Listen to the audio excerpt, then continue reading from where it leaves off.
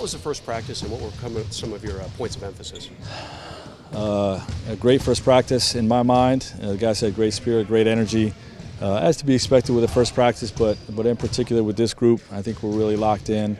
The messages, of day one are, to really establish a defensive mindset. We know we got a lot of firepower offensively, but establish that defensive mindset of playing hard and playing tenacious and being physical, and and offensively just beginning to get us organized and just talking about the importance of playing for each other.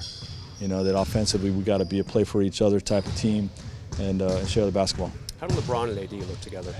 Really good. I think those guys are going to do some damage in this league this year. There's a lot of talk around the league this summer how it went from the Big 3 battle to the Big 2. How do you look at LeBron and AD versus other duos?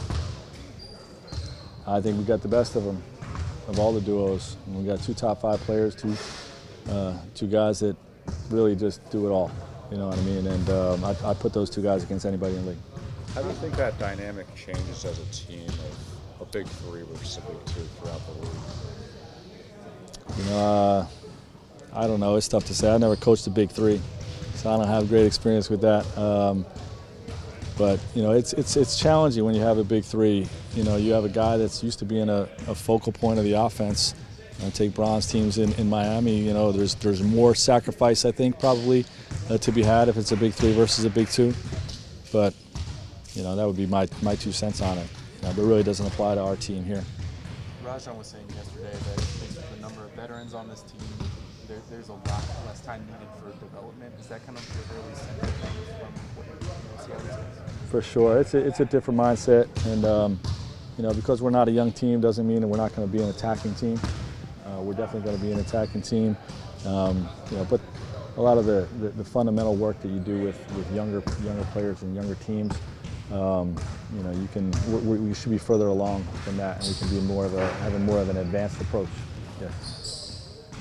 Did you speed more toward the defensive side today? Slightly. Yeah, we began with it. The first hour of practice was all defensive fundamentals and drills and communication and tying the pieces together, showing the ways we're going to be physical, and but it was probably 60-40. The second portion being offense. As great as they want to be. We have the talent to be elite on the defensive end of the floor. We've got to commit to it.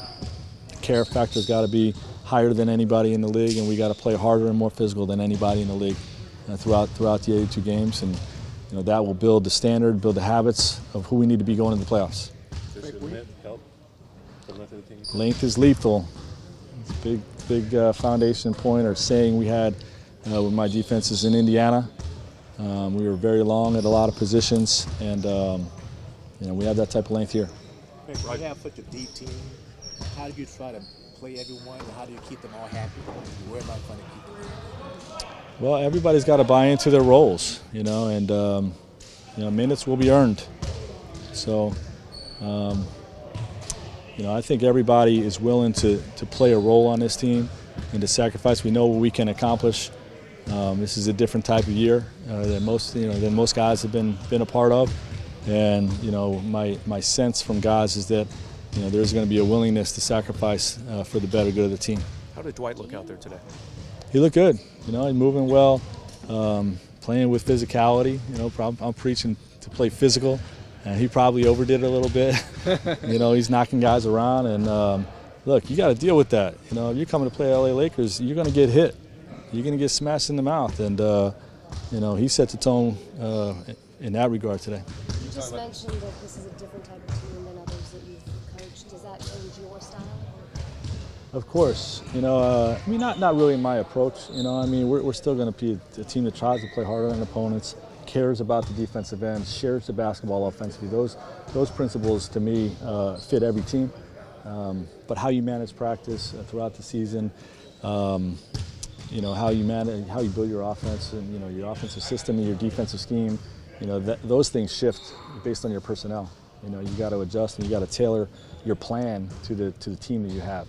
When you have such a veteran team and expectations are so high and everybody's so eager to get going, is it important also to not skip steps early in camp, and like how do you kind of? Yeah, it is. But to me, I've always had the mindset, let's get some simple things in place right away to get them playing right away. These guys are chomping at the bit to get after it, and no one wants to sit around and do 3 hours of drill work. You know what I mean? So we taught the fundamentals, of our defense and our offensive spacing, and then we got after it. Oh, we were able to see a group with Rondo and JaVale playing alongside LeBron, AD, and Danny. What are the merits of that group, and how many groups were you able to see, combinations were you able to see today? Well, we did a lot of we had 16 guys participating, so we did a lot of 4 teams of 4, I should say. And that group was in place today, but we told our guys that the teams are going to change every day. I do want to have AD and LeBron play as much together as possible in practice, because they're going to be the ones that play the most together throughout the season. So I want to get that chemistry accelerated as much as possible. But the guys around them are going to change every practice. You'll see a different group tomorrow, a different group the day after that, and those types of things.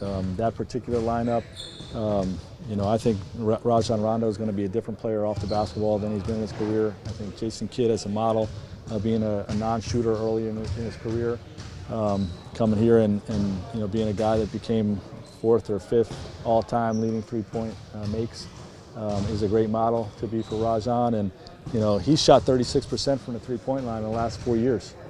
Okay, that's above average, and he's going to get clean looks. He's going to be encouraged to have a green light, and he's going to be a good off-the-ball complement to LeBron when he has the ball.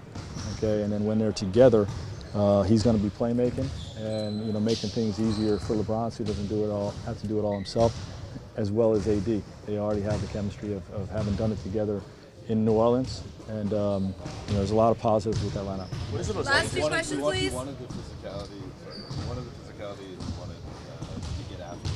What's your mind when you see LeBron and Caruso collide to go to the floor, or Dwight and AD collide to go to the floor? Are they getting up? I love guys hitting the floor. Okay, we're not playing hard enough, but we're not doing that. But obviously you don't want to see anybody get hurt. What are the what's the most dangerous element of LeBron and AD together offensively? How well they complement each other. They're both of theirs ability to play equally as effective off the basketball as they do on the basketball.